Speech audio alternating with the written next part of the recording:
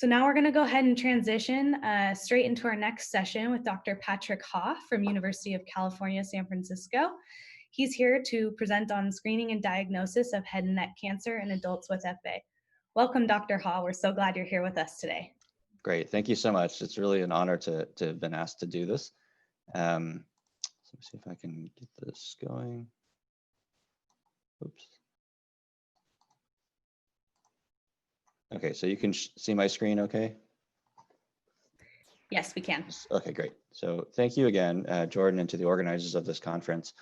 And I will admit that I am not necessarily an expert in treatment of patients with Fanconi anemia in those with head and neck cancer, but I will say that many of the same principles that we treat patients with non-FA head and neck cancer apply. So I would like to go through a little bit about how we think about managing some of the subtypes or the different types of head and neck cancers with a focus on oral cancer and precancer, because I think that is particularly relevant to the patients who are afflicted with this terrible disease. I have no disclosures relevant to this. So like I said, we'll talk about our approach, a little bit of the workup and evaluation, the management, not that in depth, but at least so you get a flavor of how we approach patients with this. And lastly, we'll go through some of the guidelines specific for Fanconi anemia. So what we're talking about is head and neck squamous cell cancer. There are different types of head and neck cancers, but squamous cell affects the lining of the throat and the mouth. And in the US, we have about 50,000 cases per year. And unfortunately, about 20% of them will succumb to their disease per year. Globally, there are probably 450 to 500,000 new cases per year. And there are certain areas, particularly in developing countries where tobacco is more prevalent, the incidence can be quite high. So like I said, associated with tobacco, predominantly alcohol, HPV we'll talk about, and that's predominantly in the oropharynx subsite, which we'll go through. And of course, there can be other chemical exposures, but predominantly these are the main issues. And then obviously in patients with FA, that incidence is very high. Overall, the prognosis is, I'd say average, 50% 5-year survival of all comers. And a lot of this is due to the fact that people come later. So either they can't find a doctor, they ignore their symptoms, or perhaps there's an issue where they don't know that anything is wrong, or they don't, no one can tell them that there's a problem. So actually arriving to the proper oncologic care can be a challenge. And so this is where we always said that early detection is critical. The smaller that the cancer is, the easier it is to treat. And we can go through some of those figures and statistics. So head and neck cancer, part of the reason that I went into this is that it's very artistic, I think, and it's very team-based. So it's not the type of cancer where we just simply have particular algorithms and run through them. While there are flow charts that we will rely on, it really is a balance of the form and function. And the surgeries that we do, the treatments or radiation or chemotherapy that we undertake is meant to try to preserve the quality of life of the patients, yet try to maintain the highest cancer cure rates. We now have some new technologies, which we'll review. But generally early on, we have choices. We can use surgery or radiation therapy, depending on where it is.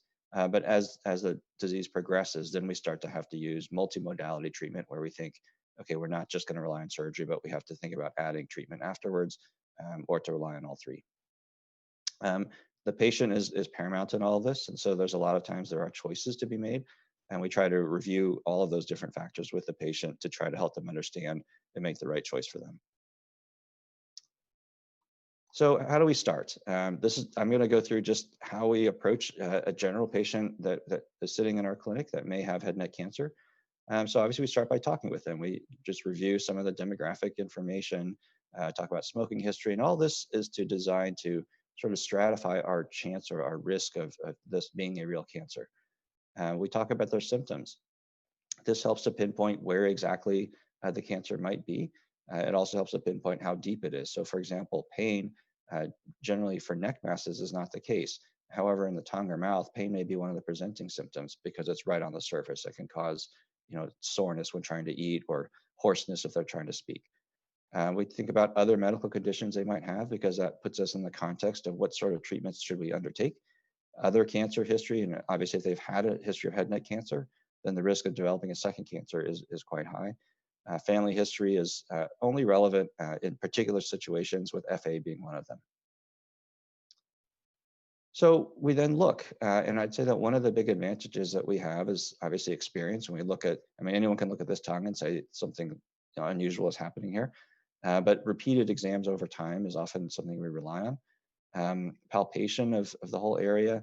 And then one of the big advantages we have in the office is laryngoscopy, which allows us to look down the nose and into the back of the throat to see structures that you normally can't see.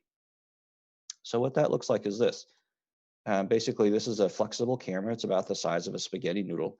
And we can guide it through the nose, which we're going through here. And then we end up in the back called the nasopharynx. So this is the area where the eustachian tube's empty right there, the fossa of Rosenmuller. This is where the adenoids would sit, particularly in children. In adults, it tends to regress. And there can be cancers that affect this area as well. And again, you would not see this unless you had the ability to take this camera and pass it down the nose. This is the back side of the soft palate. And then as we go around the corner, you get to see some interesting structures here that you probably have never seen in yourself. So here's your voice box, these two mobile strips. This is a cartilage called the epiglottis. This is the back of the tongue. So in viewing these areas, it obviously gives us an advantage. And in patients who may have a mass or a tumor back here, by the way, this is a normal exam, but in patients who have a tumor or an ulcer or something like that, and there's a trachea, you wouldn't be able to see this. And so this gives us a big leg up on being able to evaluate and fully examine patients. So we then rely on imaging. CT scan is easy. We do have to give contrast, which is just an IV injection dye. But this helps us look at bone. And so this is a contrast enhanced CT scan. So see the bone lights up very white. What's not so great is if you look at the tongue, for example, which is right here, it just looks kind of like a gray, mass here without much anatomic definition.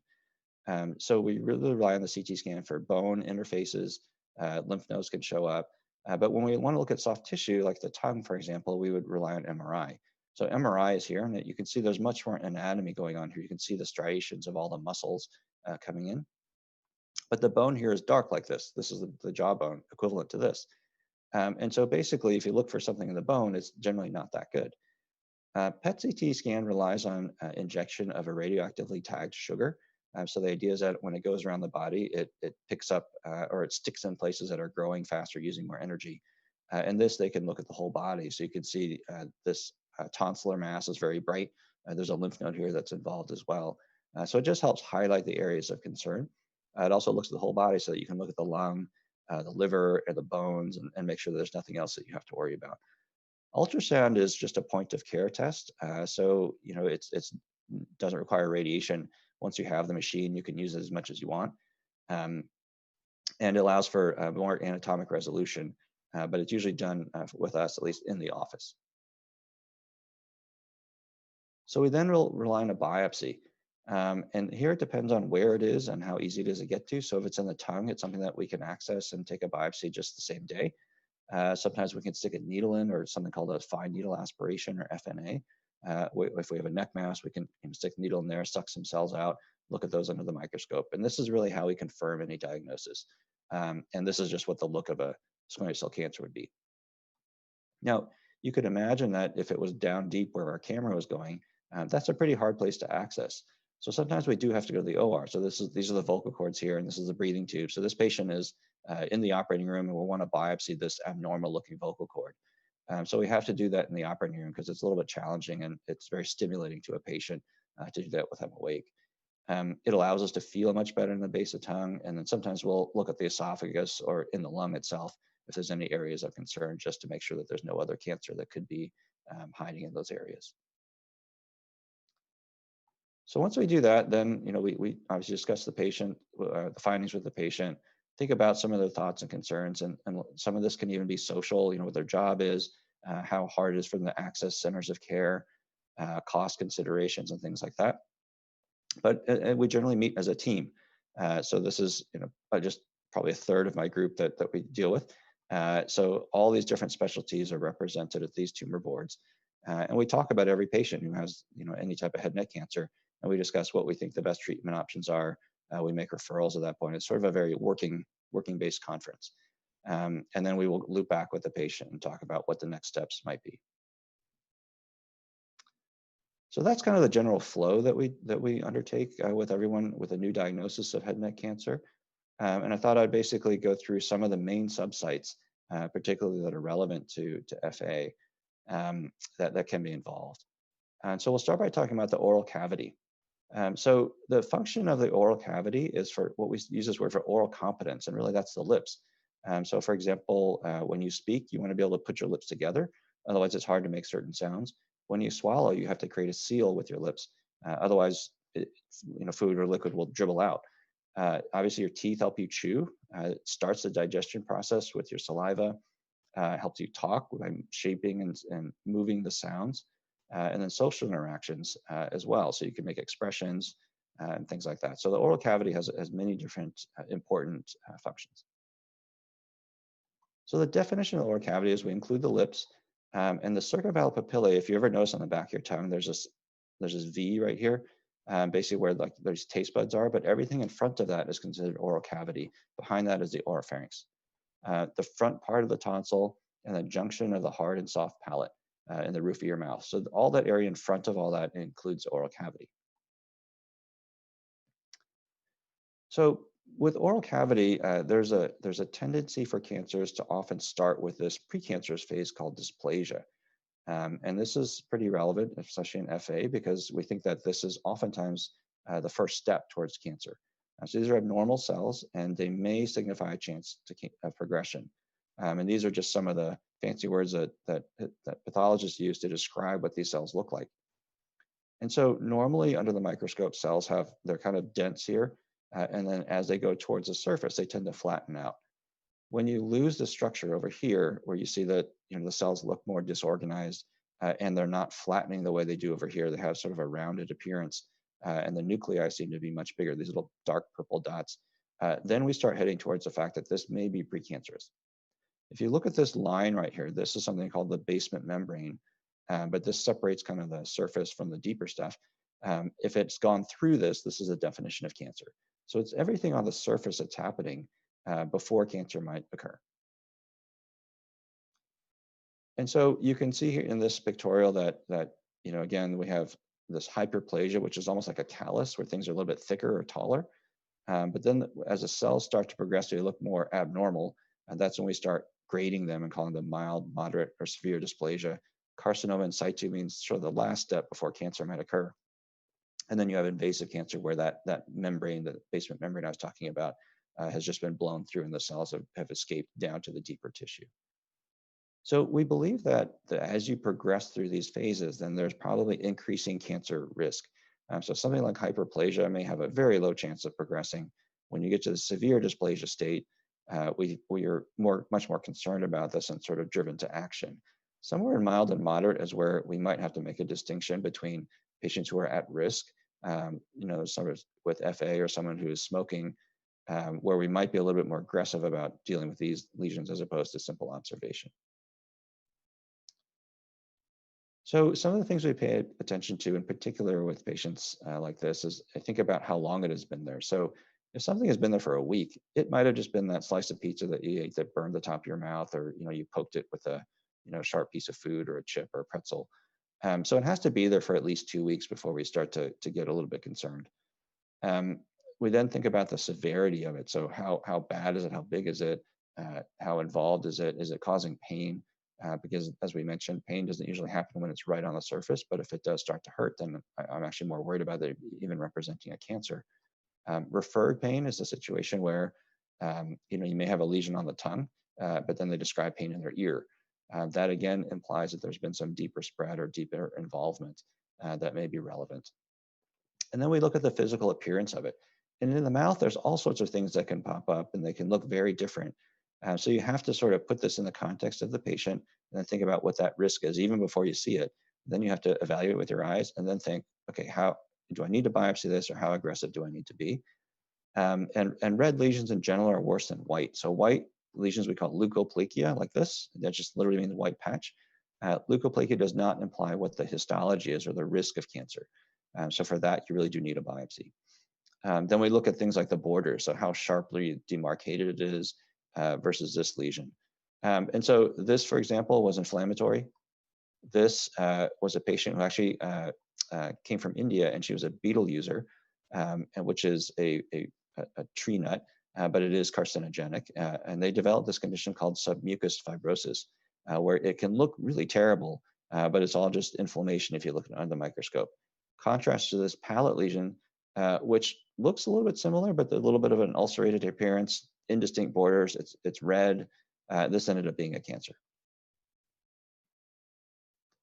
So some of the adjunctive sort of in-clinic things that we can do is all from the basic to the more extensive, aside from our own eyes, is Lugol's iodine, which is sometimes used to treat people who are hypothyroid and who are iodine deficient.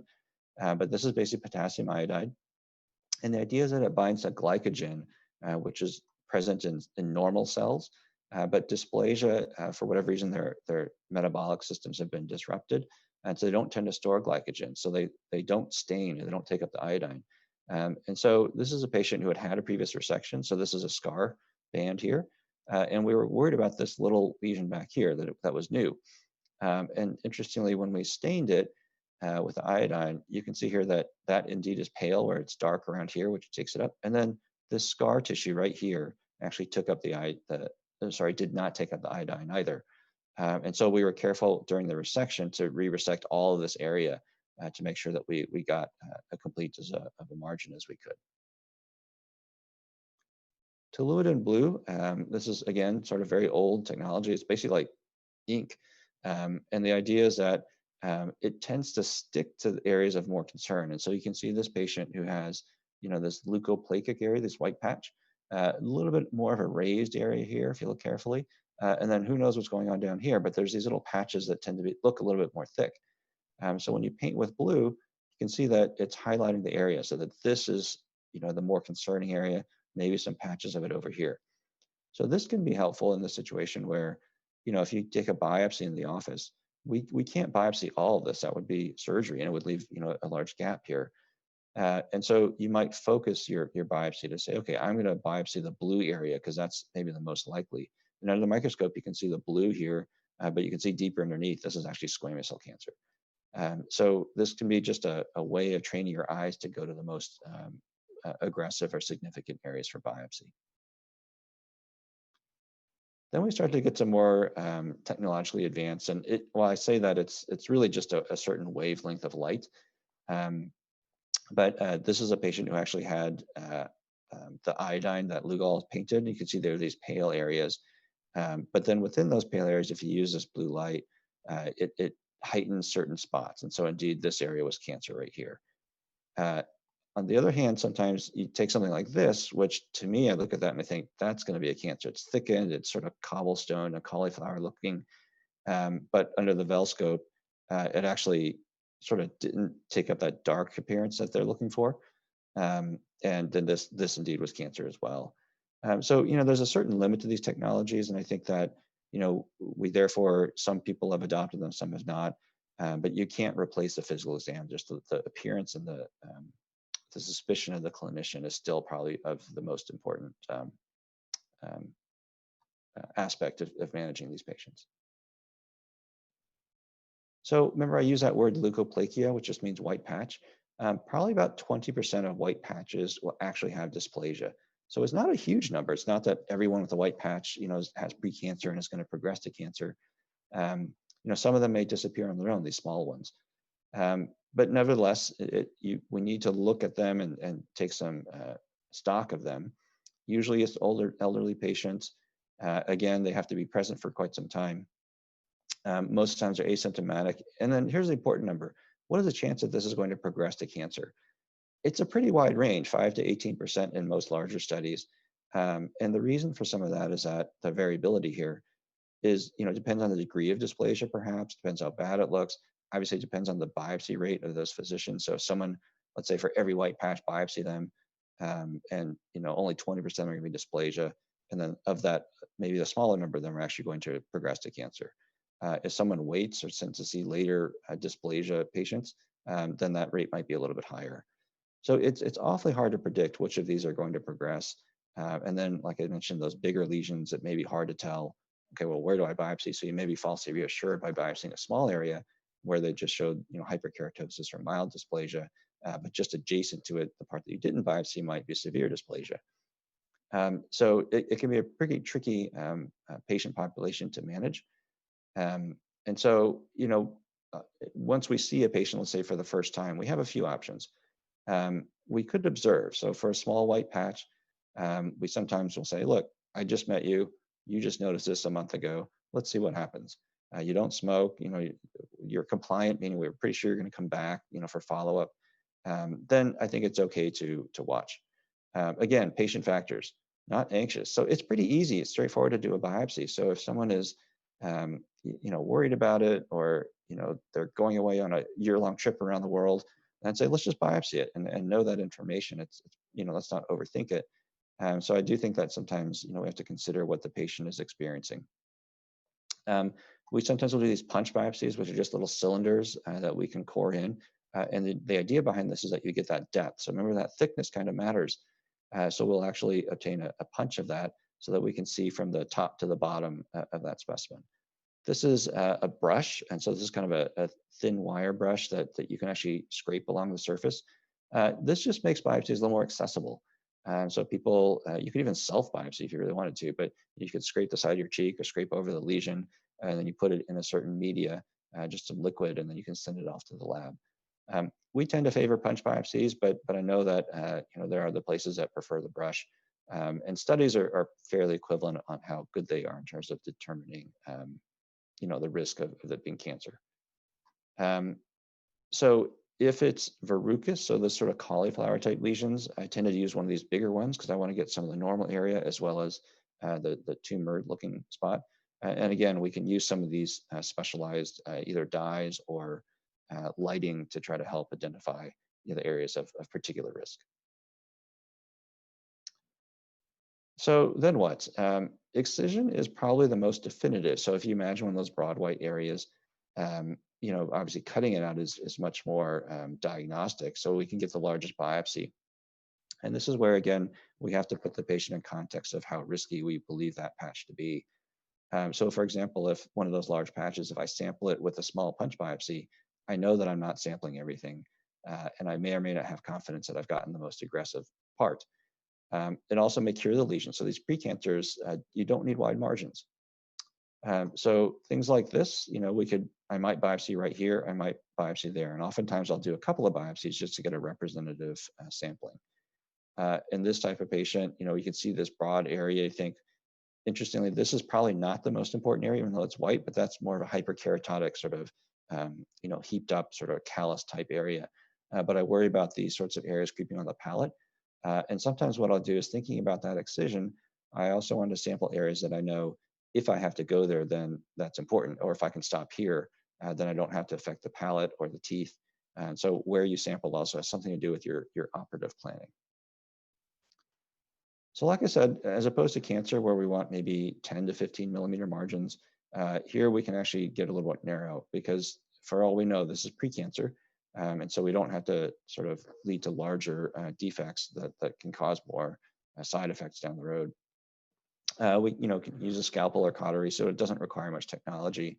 I'd say that the hardest places on the teeth, the gingiva that go in between the teeth, for example, this lesion, if we were to cut this out, what happens is then the tooth roots are exposed, and it's hard to reconstruct this area well to protect these tooth roots.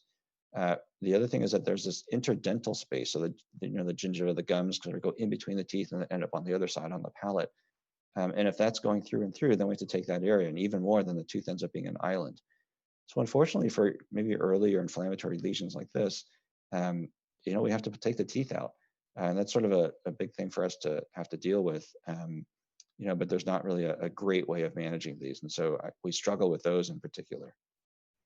Sometimes I will use a laser. So for example, this lesion, if we've sampled these areas, and let's say it's all precancer on the mild phase, because we know that mild dysplasia isn't invading deeply, you can almost resurface these areas with a laser, where you vaporize it, leave the underlying tissue, it's very thin, but then it can grow back or it can regenerate.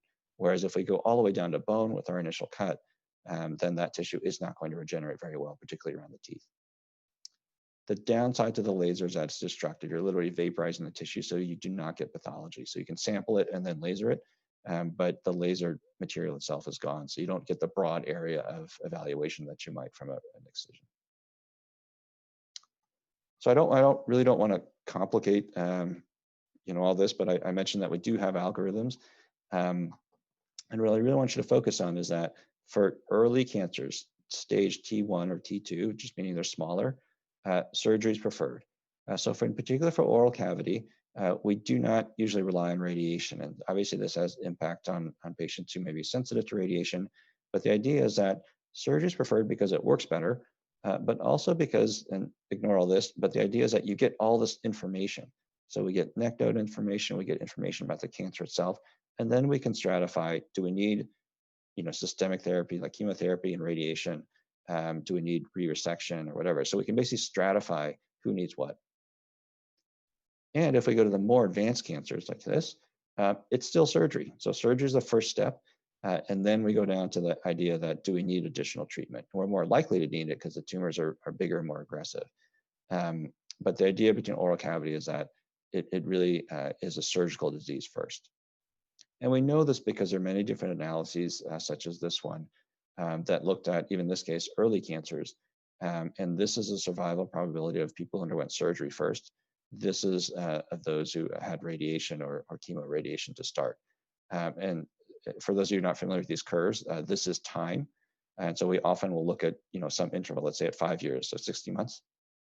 And the survival is probably about 65% for people who underwent surgery, somewhere around 30 or 40%, 35 or 40% of those who underwent radiation first. So studies like this, and these are not 20,000 patients, clearly demonstrate to us that we're on the right track by relying on surgery for these types of cancers. So in terms of surgery itself, and again, I don't want to go too much into all this, but the idea is that we have to assess whether we can do this. Is it feasible? We try to get everything out in one piece because if it tears or if it separates, then sometimes it's hard to evaluate where it started and stopped. There's this concept of perineural invasion, which is where it can track along nerves, and we'll follow those nerves out and try to get all the cancer that we can. We sometimes have to remove things like the jaw and replace things with other parts of the body to try to recreate the function of that area. Okay, so let's move on to an area called the oropharynx. And this is hard to define, and it's sort of a pet peeve of mine that, especially with HPV, they keep saying, oh, with oral cancer and HPV. Those two are actually not linked, but it's the oropharynx. It's only that if you ask someone on the street what the oropharynx is, they're not going to know, typically, because it's just sort of a strange part of the body. We just think of the mouth and we think of the throat, but what's in between is really the oropharynx. So what that includes is the tonsils, which are the palatine tonsils, the regular tonsils that you see, the soft palate, so that dangly part in the back behind, and then an area of the tongue base, which we saw in that scope exam, but this is the back of the tongue above the epiglottis level here. So the reason is that this area is called Waldeyer's ring, but it is rich in lymphatics. So the tonsils are basically lymph nodes that just happen to be in the back of the throat. The base of the tongue is also lymphatic tissue, so it's kind of lumpy and bumpy. But it reacts, it's inflammatory. So if you have a sore throat, the virus tends to stick there. So in terms of function, it's not really an organ per se, but it is a passageway. And so when you swallow, things have to go through this area and has something to do with the function of that. And then the air passage, as you breathe, so very large tumors might start to impinge on that. And the best way that I can describe the swallowing function is that as you're swallowing, what's important is that in order to get the food from your mouth down the throat, the tongue and the back has to push back, and it touches the back wall of the pharynx or the throat, and that sort of seals this area, and then it allows you to push food down. So if we resect too much of this area, it's very challenging for patients to form that seal and to swallow appropriately. One good way of thinking about this is if you stick your tongue out, and you can do this, your cameras are all off, so you can stick your tongue out as far as you can and try to swallow. It's really hard to do because part of it is because you can't seal your lips, but part of it is because you're lifting that tongue base off the back wall, and it makes it that much harder to swallow. So imagine if every swallow were like that. And so we think very carefully about how to manage patients with cancers and tumors in this area. So the typical person, and this has evolved over time, those with HPV-related cancers typically have not smoked or have smoked very little, and maybe non-drinkers. They tend to present a little bit earlier, so than our typical head and neck cancer patient with smoking-related cancer. And the most common presentation is this: a painless neck mass. This is a gentleman I took care of about 7 years ago, and he's sort of an outdoorsy guy anyway, but he grew this large, fluffy beard because basically he was trying to hide these neck masses. And he had them on both sides, and they were about the size of my fist. But they didn't hurt. They didn't cause him a problem. He was still very active. But this indeed was HPV-related cancer. So some of the other symptoms they have is they may have weight loss because I mentioned that it has a lot to do with swallowing in this particular area. And so, and sometimes it can be just very subtle where they say, I don't feel like eating very much because it hurts. And so they're limited. They don't eat as much of a meal. They may skip meals. They may actually have overt signs where they say, yeah, when I swallow, I cough and choke every time. And this is ear pain. This is that referred pain that we were talking about, where they swallow, it runs across that ulcer area, and then it sends a signal up to the ear. And that, again, is a warning sign that there's going to be something back there. But for example, if that patient, had, let's say, a very small neck mass, if they thought, oh, this is just a lymph node or, salivary gland, they got a little bit of ear pain, the doctor looks in their ear and goes, yeah, ear looks okay. You can see where that might be something easy for them to miss because they don't have the ability to look back in the throat and say, oh, there's a big ulcer there, or, there's something that doesn't belong. So as we described in the workup above, the general things, we talk with them, listen, get some imaging. And the pathology is of particular concern here, or a particular note. So sometimes, again, we're not going to see that tonsil or base of tongue area. So we rely on FNA, that needle biopsy of the neck. We stick a diagnostic sample out of the neck. And here we rely on something called P16. And the idea is that this is what a normal lymph node section would look like. But if you stain with this protein, so P just stands for protein, it lights up dark like this. So that means it's taking up this protein, this particular antibody stain.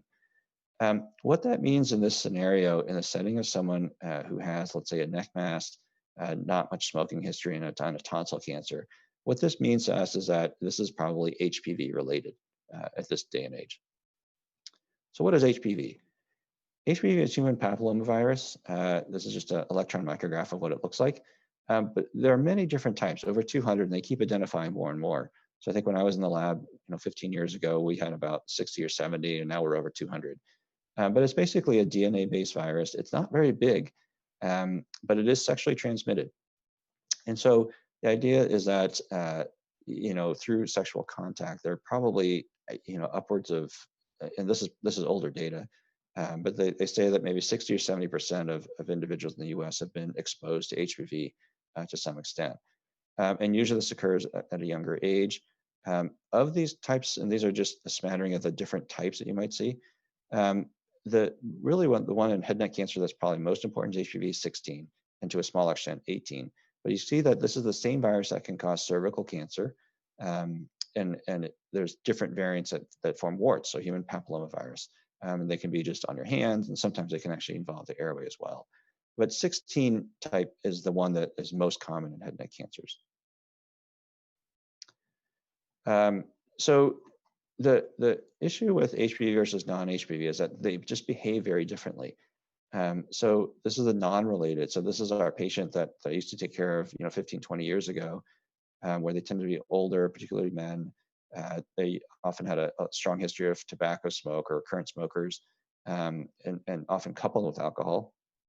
And basically these cancers, it's not that they're smoking and it only hit their tonsil, but they could get cancers to their throat, their mouth, their lung. They're at risk for all sorts of upper, aerodigestive tract cancers. Contrast to the HPV-related cancer has something to do with the number of sexual partners they've had, tend to be younger in age. Base of tongue or tonsil is a classic area. And the reason why I mentioned that, these do not affect the oral cavity is that if you think about it, the tongue is just a muscle with a covering. There is no lymphatic or inflammatory tissue on it. So the HPV virus typically does not live there. It can't stick there. Whereas in the tonsil area, the HPV, for whatever reason, it's comfortable there, so it can rest there, and the viral DNA can actually enter the cells and then lead to that cancer formation. So at least here in the US, we do not consider HPV to be causative of any tongue cancer or voice box cancers for that matter. What's also interesting, that HPV-related cancers tend to go to the neck much quicker, if that's the right word, where people can have a very small or even undetectable tonsil or tongue-based cancer, yet the node can be quite large. And they often are cystic, meaning they're fluid-filled. So whenever we see that, especially on a scan or something, then it really raises our suspicion that this is going to be an HPV-related cancer. So importantly is that in the outcomes tab here, people have better overall survival and progression-free survival. All I have to say is that people do well. They live much longer. Than this disease is curable is a word I use very carefully, but the survival rates tend to be very high for these types of patients. So this is an old paper, but this is when HPV was early on in its discovery that it's related to head and neck cancer. So we all known about this for about 20 years now. And you can see here that for many of the different cancer types, for head and neck cancer in general, in this slide here, that the incidence is decreasing, because here in the US, people are paying attention. Public health efforts have been working where smoking is not as common. But there's this one tick right here where it's actually increasing in incidence, and that's oropharynx. So this is all driven by HPV predominantly. And you can see the rates here are really rising. And essentially it overtook cervical cancer in terms of the incidence of the number of cases in the US of people with cervical cancer versus oropharynx. The lines crossed to the point where now oropharynx cancer is more common than cervical cancer. So we mentioned that these list curves that we showed, like over time, how many people are still alive. And you can see here that even at 60 months, probably about 80% of people are doing fine if they're HPV positive. So this dotted line here versus the negative line, you can see it, if you extrapolate, it's about half. Like we talked about, 50% of people are still alive at 5 years if it's in the non-HPV situation. So the oropharynx guidelines are much more confusing, let's say, than that of oral cavity, where there was just, hey, early cancer, it just said surgery, right? So here we can actually treat with radiation therapy. And so that's another difference, is that these cancers are very sensitive to radiation. Even if they're smoking related, this response rate to radiation tends to be much higher. So you can see where, as a head and neck surgeon or as a head and neck cancer specialist, we care a lot. Is it oral cavity or is it oropharynx? And it actually makes a difference to us in terms of our treatment plans. We can then also offer now transoral resections or open. And that transoral, just means just going through the mouth to resect it. And we prefer that when possible, because obviously, if we don't have to get there by cutting through all these normal structures, then the surgery is much more easy for the patient to recover from, and also their functional outcomes will be better. And we'll review just a quick blurb on this. And then for more advanced cancers, we sometimes need to add systemic therapy. And what that means is adding chemotherapy with the radiation therapy. So what has changed over time was in 2009, they approved transoral robotic surgery. And so we just call this TORS for short. And the idea is that there's this robot, the surgical robot, which is it's not an independent robot. There's a surgeon sitting at the console, but it's like a video game where basically working endoscopically. And the instruments mimic our wrists. So they have sort of turns that seem very natural as we move the joystick around. And then we have an endoscope in there that's a dual endoscope, so we get 3D visualization. So it allows us to operate in small, tight spaces, feeling like we're right next to the tissue. And so this is a crazy setup that it looks like. And this is an older version of the robot, actually. So we have an endoscope running here, 2 working arms, and there's an assistant usually sitting at the head who's helping to suction and retract. But it allows us to have views like this. Sorry for it's a little bit blurry, but this is the endotracheal tube, the breathing tube, the palate. And we have a cautery here, like an electrical instrument, and a grasper. So, the endoscope can actually curve a bit. So it looks like we're looking straight on, but we're actually working around a corner. And because the instruments are wristed, we can curve them, getting my camera, we can curve them upwards and work up here as opposed to only working straight on. So it allows us to do more complicated work on the tongue base in particular. And then trust me, it's a high def view. So we're actually staring, right very close to the tissue. So we can see the blood vessels arising and we can see the periphery of the tumor much more easily. So this has kind of been a game changer for surgeons in terms of accessing these areas where normally you'd say, oh, that's a big surgery to cut through the jawbone or cut through the neck to try to get to this. Let's just do radiation. But this sort of expands the scope of areas that are more feasible now for us to operate. So as we get to larger tumors of the oropharynx here, we start to think, surgery is sort of down the list here. So we think systemic therapy or radiation plus chemotherapy. Sometimes you give chemotherapy first, and then this is sort of a third option. So, again, the larger it is, it does get harder, and the more tongue base we take, it's more challenging to recover from. So we have to think carefully about the patients with larger tumors. Okay, are we doing on time? All right. So let's talk about the larynx. And the larynx is really, this is a drawing of just the cartilages of the larynx, but it's probably one of the most elegant structures in the head and neck region. And it's just shocking how we developed to become this creature that has a structure like this. And it's very interesting if you look across anatomy of different animals. Many things are preserved, but many things are very unique about the structures that we have. So, the vocal cords basically are these two strips here. And this complicated joint here, called the cricoarytenoid joint, allows us to swing it out when we breathe and to push them together when we want to talk. It also elevates this whole structure. When you swallow, you notice how your neck goes up and then down. Basic idea is that you pull it up to try to avoid liquid and food going into there and let all the liquid and food go back here. It sort of protects it during that phase. There's also muscles that pull the vocal cords, from front to back here, and allows you to tighten them so you can raise your pitch. Or if you're trying to yell, you can generate more pressure and try to, generate more volume of the sound. All of these ligaments are important for all of this movement and these complicated, acts that the larynx has to do. But also what happens is that there's less of a lymphatic drainage to this area. So whereas in the tonsil, I said that it's kind of a lymphatic structure, so they tend to get lymph nodes quite easily.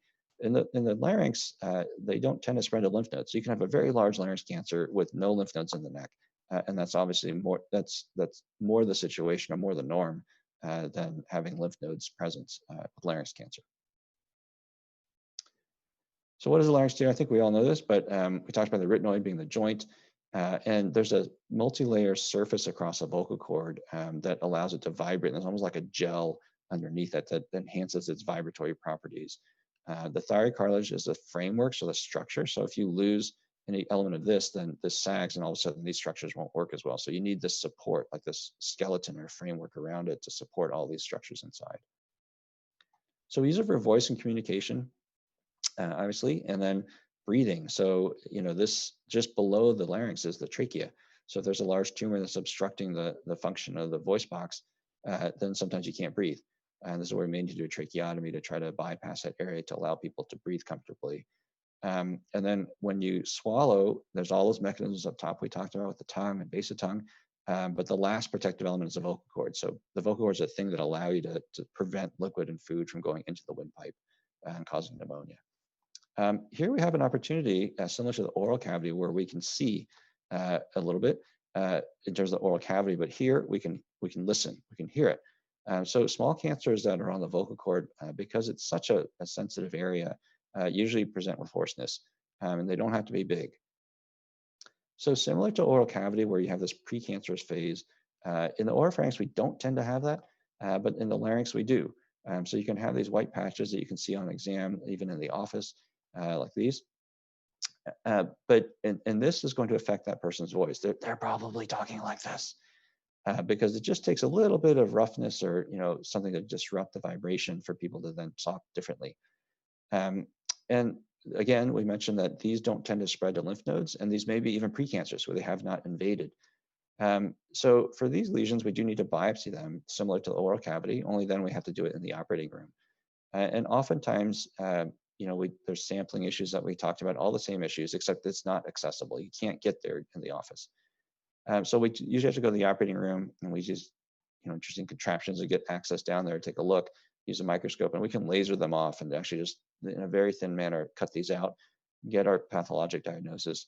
And if they're early enough, then even if they have invaded and are true cancers, then we could be done.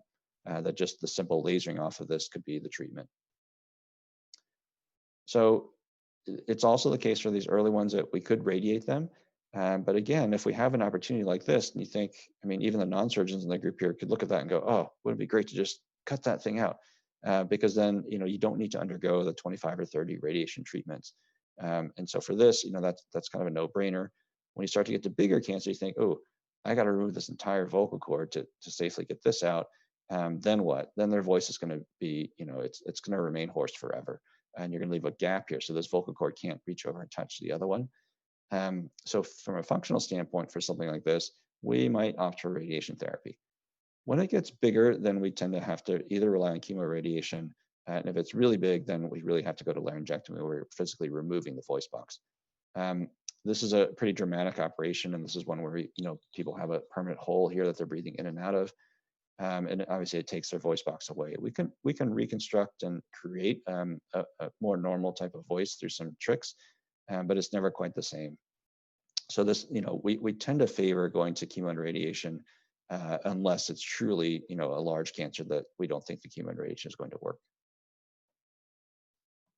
So for early cancers, our control rates are quite good, in the 85–90% range. As we start to get to the larger tumors, that drops, by 15 percentage points.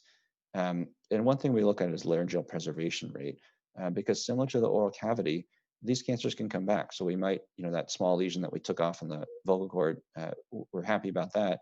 We have to keep following that person because there's a chance that something new is going to show up. And so over time, for early cancers, people tend to keep their voice box. They don't have to go on to more aggressive surgery. And then as we get to the larger tumors, the third stage, then what happens is about a third of the time, the chemo and radiation won't work, and we have to do a laryngectomy to really eradicate the cancer. Okay, so those I think are the most important subsites I think that are relevant in terms of how common they are in general, but also to patients with FA, because those are the spots sort of in decreasing areas of where the cancer could occur. Now I want to talk a little about screening. I just have a few slides on this. When we think about cancer statistics, and we think how common are these cancers? So prostate, breast, lung, colon, this is in the US. Those are the four most common. And the incidence here is described as per 100,000 people. So, almost 100 out of 100,000 people, men obviously, are going to develop prostate cancer. Breast cancer, it's probably about somewhere in the low 90s. So that seems fairly common. And you look here at, where's head and neck? Lip. It's probably about 5 per 100,000. So it's not that common. So if you think about what are the cancers which there are sort of well-worn screening pathways, prostate, breast, lung, colon. So, lung is not necessarily screened per se, but it's stratified. So people who smoke, then, the recommendation is for imaging as people are older. Obviously prostate, we can do the PSA test, breast cancer with mammograms, colon with colonoscopy, cervical cancer, it's down here now, with pap smears and sort of routine gynecologic exams. So cervix is probably the one that has been sort of the poster child of screening, where, like I said, even oropharynx cancer is now above this. It's not depicted on the screen because this is from 2012. But basically, through the screening processes, you can really drive down the number of cancers that have occurred. Thyroid is one that I take care of, and so this is an interesting one because you think, wow, the incidence is kind of high. It's 12 to 15 and actually probably rising. But if there's faint blue bars and mortality rates, so the number of people who actually succumb to their disease, and it's very low here in thyroid. You can barely see it. So this is one where, for example, that the screening powers that be have said, hey, even though the incidence may be rising, there's no point in doing thyroid ultrasounds in everybody because not that many people are passing away from it. So the disease that is more aggressive will show itself, whereas we don't need to screen for everybody, with a thyroid nodule. So just some general principles of cancer screening. So there has to be a need. Obviously for something that only happens in 0.1% of people, screening for that is going to take a lot of resources. And also similar to thyroid cancer, if that incidence is high, but people do universally well, then there's not as much of a need. So you want to pick the cancers that are more common and those that have poor survival. And then they'd say, okay, and now what's the next step? How could we identify these earlier? And there you go to detection methods. So there's been a lot of controversy, and I'm not a breast cancer specialist at all, but there's been a lot of debate about, when do you need mammograms, how often, who should be getting them? Similar with colonoscopy, that the guidelines change, and so sometimes every 8 years, it's 5 years in high risk, or 10 years if you're okay. So, those guidelines keep changing around because as we gather more data and the detection methods change, or even subtle, things have changed about them, then all of a sudden, they have to reevaluate, is this useful or not? Testing should not be harmful. So, in an extreme event, or even not so extreme, but colonoscopy, a lot of times people are like, I don't want that done. I have to take time out, go through the bowel prep and all that. And so, I won't say that's harmful, but it is, there's a barrier to that, as opposed to, let's say, looking in the mouth, where you think, almost anyone would say, okay, yeah, you can look in my mouth. Obviously the cost considerations, and so that's of the actual test itself. So colonoscopies are expensive. But on the other hand, if the benefit is that you can catch a colon cancer early, for every one of those patients, obviously it means a lot to them, but also the cost to society of managing and treating that cancer is a lot more than a simple colonoscopy. And then, like I said, over time, as we gather more data, then we can say, okay, let's review all these colonoscopies we've done. Where was it helpful? Where was it not so helpful? And then can we change the guidelines? So there's this entity through the National Cancer Institute called the U.S. Preventive Services Task Force, where experts gather and they review different types of cancers with time, and they kind of go back to them. So I think oral cancer was previously reviewed in 2006 or 2004, and then as there's been more data, then they kind of bring the topic up again, say, okay, should we be screening for oral cancer? Should there be groups in which for whom we do this? In 2013, which is the most recent gathering, basically the idea is that the evidence is insufficient. So as they create these guidelines, they can say, yes, we definitely need it. And there can be times they say no, like in thyroid cancer, they say, no, we do not want this. We think the harm is worse than the benefit. For oral cancer, they came up with this insufficient sort of categorization, which basically means there is no national screening effort in oral cancer. And so they relied on many studies that are even outside of the US, because, it's hard for us to think about screening because it's sort of like, well, who should be doing it? What is involved in that exam? Do they have to be able to look with a flexible scope down into the voice box and back of the tongue? How do we identify the higher risk group of patients? So in India, where there's a lot of smoking and betel use, and their head and neck cancer is actually one of the top cancers, if not the top cancer. They actually couldn't demonstrate a benefit.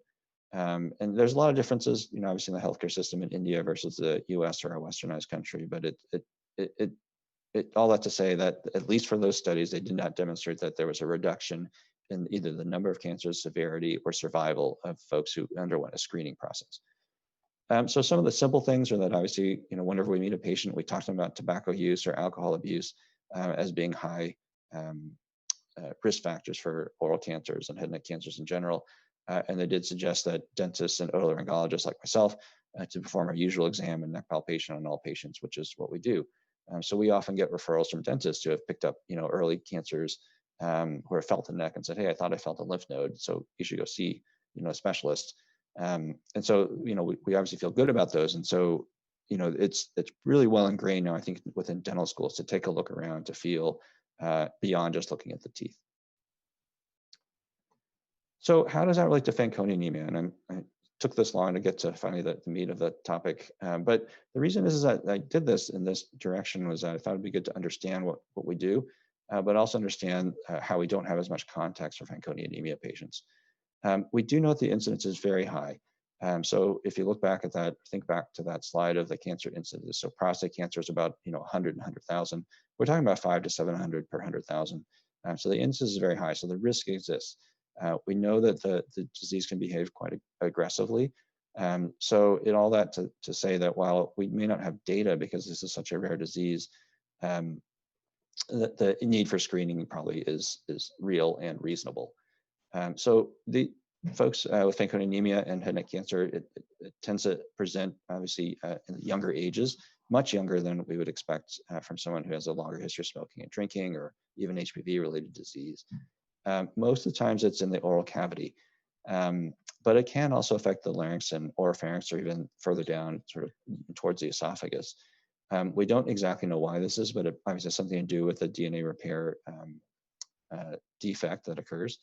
And the other sort of points to take is that chemotherapy and radiation, the side effects that we normally might expect were much more aggressive in the patients with Fanconi anemia. And so we tend to rely on surgery as our first sort of thought process. And so, when we went through those three subsites for oral cavity surgery was normally the first step. Oropharynx, it was sort of 50-50, and larynx sort of 50-50. Here we tend to rely more aggressively on surgery. So rather than choosing the radiation first or chemoradiation first, we'll often go to surgery first. There's a tendency for second primaries to exist. So, we have the PET scan looking all over is a good idea. And again, if we see an oral cavity cancer, we still look with the scope to get back there to look at the voice box and look around and make sure there's not something else that could be hiding. So what about screening methodologies for Fanconi anemia patients? And this is taken directly from the Research Foundation guidelines. But basically, idea is to begin screening early because these cancers can arise at an early age, and so even at the age of 10, every 6 months, someone should be looking around to look around the mouth and look either with a mirror to look down the back of the throat or with those flexible scopes. If we see a suspicious lesion, again, tissue biopsy, and this would be my preference as well, is preferred over the brush just because you can see it a little bit more carefully and you can assess the depth of invasion. Annual chest x-rays just to rule out any spread or concern for anything happening in the lungs. And then, like I said, we tend to treat surgically up front, even for those dysplasias. After a cancer or precancer has occurred and the treatment has been successfully given, then basically we need to up that screening from every 6 months to every 2 to 3 months because there's a big worry that something else could show up. In patients without FA who have head and neck cancers, we tend to screen like this no matter what. But it's even more a sense of urgency, I think, for people with FA who have developed some sort of cancer or precancer. So my advice for people, afflicted with this disease and, thinking about, well, okay, given these sort of guidelines, how do I go about this?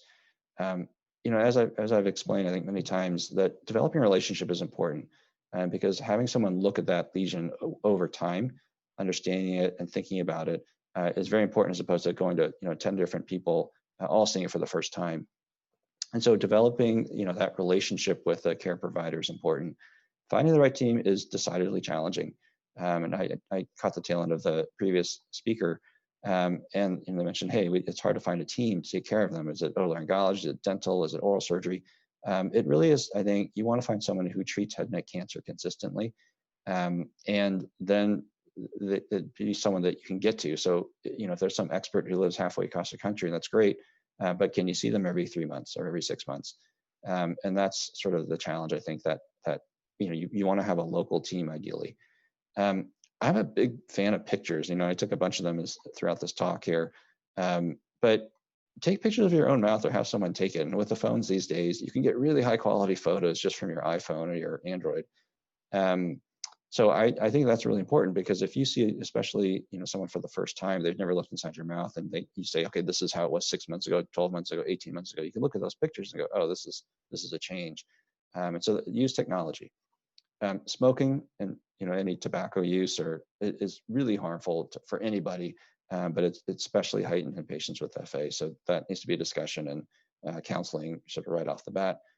And then the HPV vaccine is now approved for head and neck cancer prevention for oropharynx cancer. And so I would say that, while there's not data yet, because this is a relatively newer vaccine, I think that it would be strongly suggested or recommended. Okay, so I know we're getting close to time here. So, head and neck cancer is very diverse, and even the subsites make a big difference in how we treat it.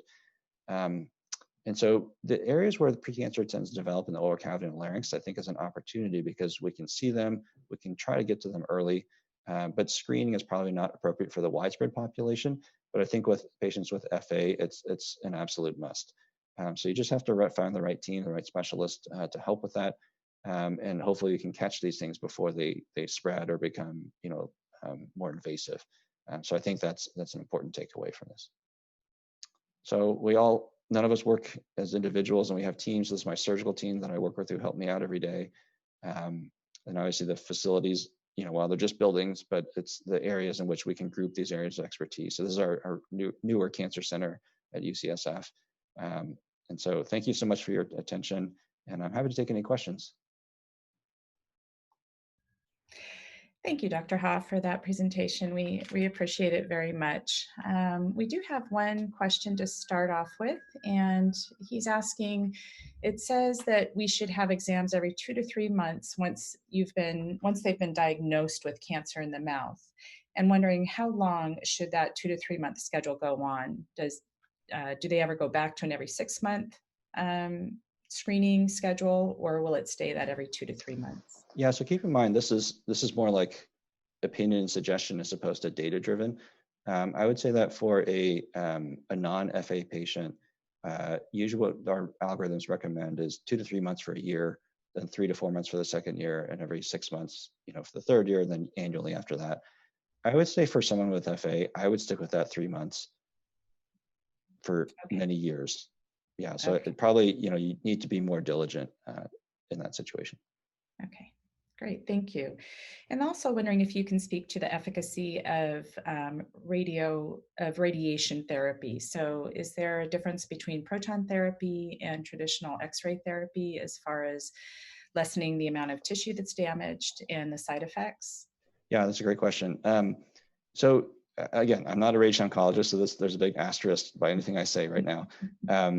But the advantage of proton therapy is that for traditional radiation therapy, it travels in a straight path. And so basically whatever comes in one direction, it goes out the other direction.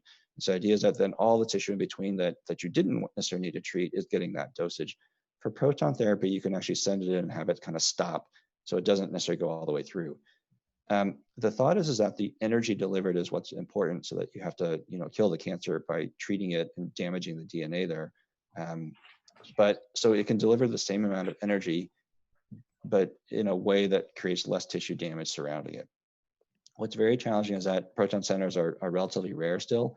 It's very expensive, and there's going to be no data for quite some time, particularly in patients with FA. So the theory of trying to create less tissue damage is probably real, but whether it actually leads to differences in actual care or side effects or secondary malignancies from occurring is still out there, but we have hope that it will make a difference. Okay. And then also, besides staying away, abstaining from alcohol or reducing alcohol intake and the use of tobacco, whether smoking or other types of tobacco, are there other chemoprevention methods that can be utilized to help prevent and just keeping the health of the tissue? Unfortunately, nothing that has been proven. Let's say there's a lot out there. People have looked at things like non-steroidal anti-inflammatories, things like aspirin or ibuprofen, that may have some small signal. And here we're talking about in the general population. But aside from that, and perhaps like good oral hygiene is somehow linked to head and neck cancers at times. Aside from that, I would say that there's nothing that we have proven. Otherwise we would implement it. But there's a lot of research going on in these areas trying to look at things that might be able to prevent this cancer. Okay. And we have a question from Matt saying that the nanovalent Gardasil 9 vaccine was recommended yesterday by one of our speakers for females. Should males get it as well, even if we have had the past HPV vaccine when we were younger? Should we be tested for HPV also? Okay, all really good questions. Okay, so keep in mind that the vaccine is, while it has gone through other iterations, there's sort of a lifespan of it, meaning, again, our understanding is still not quite as strong as it could be, but for head and neck cancer, as long as you're covering type 16 and 18, that covers probably 98% of head and neck cancer causing, concerning strains. So I don't know that you need to go back and sort of re-up to get sort of additional coverage of those other HPV strains. It is the case that males should get the vaccine just as well as women.